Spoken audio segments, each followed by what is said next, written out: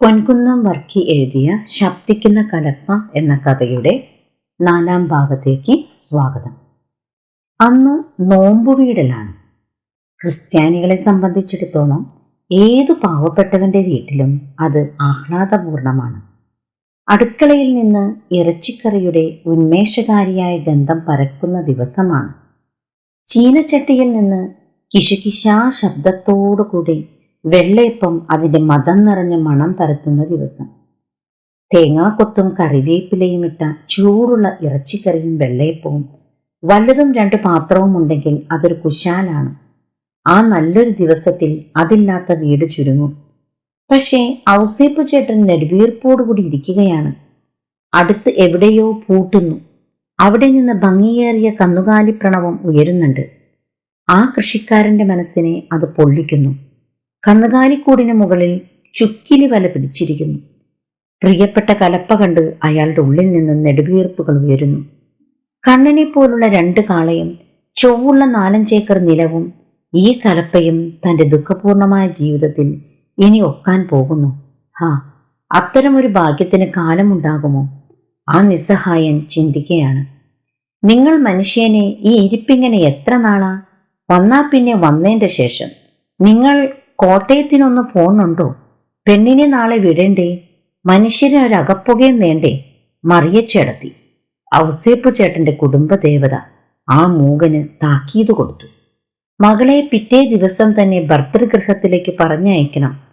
അവൾക്കാണേൽ വേണ്ട പോലെ മുണ്ടോ ചട്ടയോ ഒന്നും കൊടുത്തിട്ടില്ല. മനസ്സില്ലാഞ്ഞല്ല, പണത്തിന്റെ ചുരുക്കം കൊണ്ട് അവളുടെ അമ്മായിയമ്മയും നാത്തൂന്മാരുമൊക്കെ കുത്തുവാക്കും കോറുവാക്കും ഒക്കെ പറഞ്ഞു തുടങ്ങി.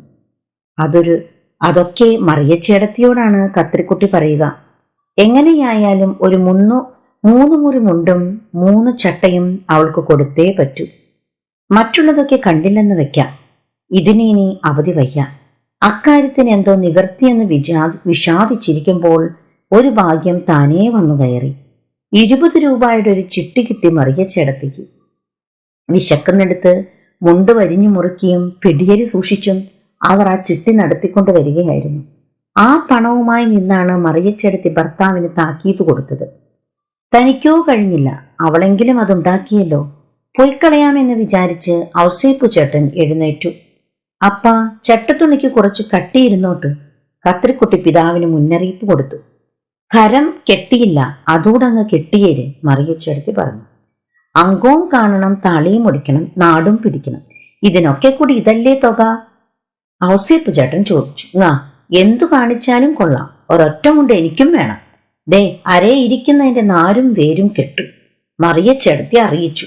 എന്നാ ഒരു കാര്യം ചെയ്, നീ തന്നെ പൊയ്ക്കോ. അടുക്കള ഞാൻ അങ്ങ് നിന്നേക്കാം, ഔസേപ്പു ചേട്ടൻ.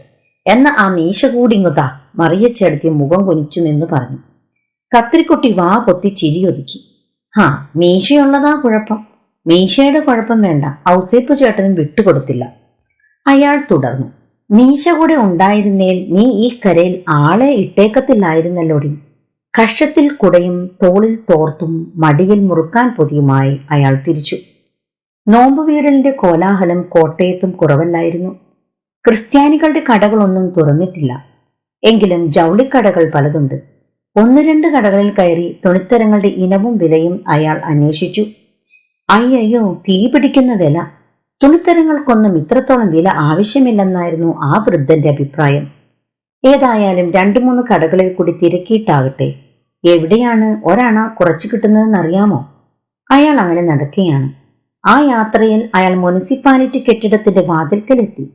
അവിടെ ഭിത്തിക്ക് വെളിയിലായി കുറെ കാളകളെ ഒരേ നിരയായി കെട്ടിയിരിക്കുന്നു. നെടിയ പുല്ലിന്റെ ഓരോ വട്ടും പ്രത്യേകം എണ്ണത്തക്ക തരത്തിൽ എല്ലും തോലും ശേഷിച്ചിരിക്കുന്ന കോലങ്ങൾ. അങ്ങേയറ്റം പ്രായമെത്തിയത്, വാലിനും മറ്റും 3-4 ഒടിവുള്ളത്. വണ്ടിയുമായുള്ള ദീർഘകാല പരിചയത്താൽ പുറം കഴുത്തിൽ ഇരുണ്ട കട്ടിയേറിയ തഴമ്പോട് കൂടിയത്, മൂത്തു മുരടിച്ച കൊമ്പുകളോട് കൂടിയത്, മനുഷ്യന്റെ ജീവകാരുണ്യ ദാരിദ്ര്യം വിളിച്ചറിയിക്കുന്നത്, ഇങ്ങനെ പലതും ആ കാളകളിൽ നിന്ന് കാണാമായിരുന്നു. എല്ലാറ്റിന്റെയും ശരീരത്തിൽ മുനിസിപ്പാലിറ്റി അതിന്റെ കറുത്ത മരണമുദ്ര കുത്തിയിരിക്കുന്നു. നോമ്പുവീടൽ പ്രമാണിച്ച് മനുഷ്യൻ തിന്നാൻ പോകുന്ന ഇറച്ചിയുടെ ആകത്തുകയാണ് അവയിൽ അവശേഷിച്ചിരിക്കുന്നത്. മുനിസിപ്പാലിറ്റിയിൽ അധികൃതർ മുദ്രകുത്തി അനുവദിക്കാത്ത ഉരുക്കളെ കൊല്ലുന്ന പക്ഷം ആ കശാപ്പ് കടക്കാരന്റെ മേൽ കേസെടുക്കും. മറ്റെന്തിനേക്കാളും മീതെ പൊതുജനങ്ങളുടെ ആരോഗ്യം ആഗ്രഹിക്കുന്ന മുനിസിപ്പാലിറ്റിക്ക് ആ പരിശോധനയിൽ വിട്ടുവീഴ്ചയില്ല. പരിശോധിച്ചു മുദ്ര കുത്തുക എന്ന ഏർപ്പാടില്ലെങ്കിൽ കശാപ്പുകാർ കണ്ട കെട്ടതിനെയൊക്കെ കൊന്ന് മനുഷ്യരെ തുലയ്ക്കും. അക്കാര്യത്തിൽ മുനിസിപ്പാലിറ്റിയുടെ ഉന്നതമായ സേവനമാണ് ആ മുദ്രകളിൽ കൂടി ഔസേപ്പ് ചേട്ടൻ കാണുക. ആ കാണുകളിൽ പലതിനും വാസ്തവത്തിൽ ആശ്വസിക്കാനാണ് വക. കാരണം അന്നെങ്കിലും ജീവിതത്തിൽ ഒരു നീക്കുപോക്കുണ്ടാകുന്നു. ആകാവുന്ന കാലത്ത് അറുതിയില്ലാതെ പാടുപെട്ട് അവശരായപ്പോൾ നിന്ദയ്ക്കും ക്രൂരതയ്ക്കും വിധേയപ്പെട്ട് അവശതരായി ജീവിക്കുന്നതിനേക്കാൾ ഭേദം മരണമാണ്. ആ കാഴ്ച കണ്ട ഔസേപ്പ് ചേട്ടൻ കുറെ നേരം അവിടെ നിന്നുപോയി. അയാളുടെ ഹൃദയത്തിൽ ഒതുങ്ങി നിന്ന ജീവകാരുണ്യം വേദനിച്ചു. ആകെ 10-40 ഉരുക്കളുണ്ട്. ചിലർ ഒരു മുദ്രയ്ക്ക് വേണ്ടി പിന്നെയും പിന്നെയും ഉരുക്കളെ കൊണ്ടുവന്നുകൊണ്ടിരിക്കുന്നു. കൊലക്കുറ്റത്തിന് വിധിക്കപ്പെട്ടിരിക്കുന്ന സ്നേഹിതന്മാരെന്ന വിധം ഓരോന്നിനെയും നോക്കി ഔസേപ്പ് ചേട്ടൻ വടക്കോട്ടു നീങ്ങി.